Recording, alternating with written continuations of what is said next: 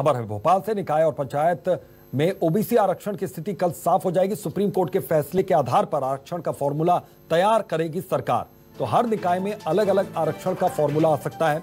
Supreme court के फैसले के बाद अब नई रणनीति बनाने में कांग्रेस भी जुट गई है। 27% से ज्यादा ओबीसी समाज को टिकट देने की तैयारी में है कांग्रेस। तो आज सुप्रीम कोर्ट के फैसले के बाद काफी कुछ बदल रहा है, तब्दीलियां हो रही हैं। कल स्थिति पूरी तरीके से स्पष्ट होगी। सुप्रीम कोर्ट के फैसले के आधार पर सरकार फॉर्मूला तैयार करेगी। तो अहम खबर है ये। तो हर निकाय में अलग अलग आरक्षण का फॉर्मूला भी यहां पर आ सकता है। ये एक बड़ी जानकारी आ रही है। सुप्रीम कोर्ट के फैसले के बाद नई रणनीति बनाने में कांग्रेस जुटी हुई। बड़ी और अहम खबर, 27% से ज्यादा ओबीसी समाज को टिकट देने की तैयारी में कांग्रेस यहां पर है। तो पंचायत में ओबीसी आरक्षण की स्थिति कल स्पष्ट होगी, कल साफ होगी। तो बड़ी खबर ये भोपाल से। तो सुप्रीम कोर्ट के फैसले के आधार पर सरकार फॉर्मूला तैयार करेगी। फॉर्मूला कांग्रेस भी तैयार करेगी। अब सरकार का यह फॉर्मूला हो सकता है कि हर निकाय में अलग अलग आरक्षण यहां पर दिया जाए।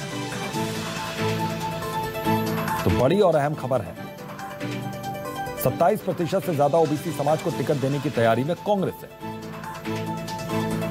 शबीर अहमद हमारे सहयोगी इसी खबर पर जुड़ गए, सीधा उनका रुख। शबीर, किस तरीके से अब ये रणनीति बन सकती है, यहां पर क्या नई तब्दीलियां हो सकती हैं, क्योंकि आज के फैसले के बाद अब असर दिखेगा इन तब्दीलियों में?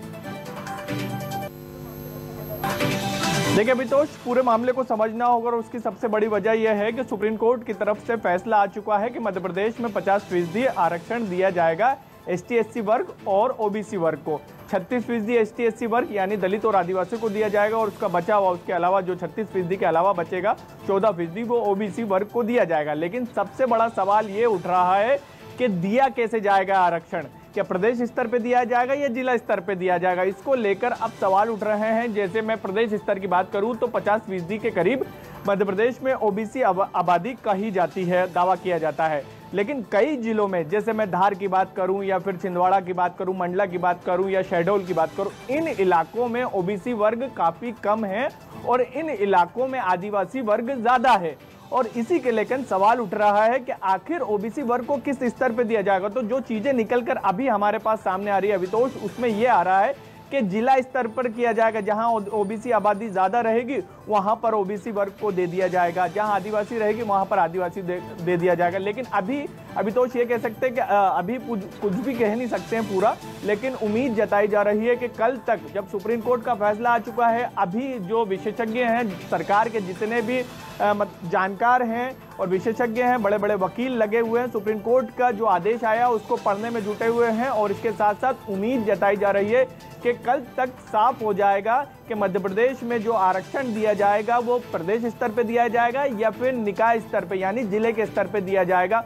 और ये हम कह रहे हैं कि उम्मीद है कि 1-2 दिन के अंदर सब कुछ साफ हो जाएगा, क्योंकि इलेक्शन कमीशन चुनाव में तेजी लाते हुए दिखाई दे रहा है। आज उसने साफ कर दिया है कि 3 चरणों में चुनाव होगा और बाकायदा बताया गया है कि किस इलाकों में, किन जिलों में, किन पंचायतों में चुनाव पहले चरण में होंगे, दूसरे चरण में होंगे, तीसरे चरण में होंगे। तो उम्मीद जताई जा रही है कि जल्द से जल्द तारीखों का ऐलान कर दिया जाएगा। और उन सबके बीच सुप्रीम कोर्ट की तरफ से भी आज कह दिया गया था कि 7 दिन के अंदर आरक्षण की प्रक्रिया पूरी कर ली जाए। तो अब उम्मीद जताई जा रही है कि सरकार के पाले में जो गेंद है वो अब जल्द से जल्द फैसला लेकर निर्णय लिया जाएगा अभितोष कि क्या कुछ लिया जाना और किस स्तर पर आरक्षण दिया जाएगा। और इसके साथ साथ सबसे बड़ा दावा ये किया जा रहा है दोनों पार्टियों की तरफ से अभितोष कि हम 14%, भले ही सुप्रीम कोर्ट ने कहा है कि ओबीसी वर्ग को 14% आरक्षण दिया जाए चुनाव के अंदर, नगरीय निकाय चुनाव के अंदर, लेकिन हम जब टिकटों का ऐलान करेंगे तो 27% से ज्यादा टिकट देंगे। और कांग्रेस की तैयारियों की बात करें तो कांग्रेस यहाँ तक तैयारी कर रही है, बनाने में जुटी हुई है। शबीर, बहुत बहुत शुक्रिया इस तमाम जानकारी के लिए।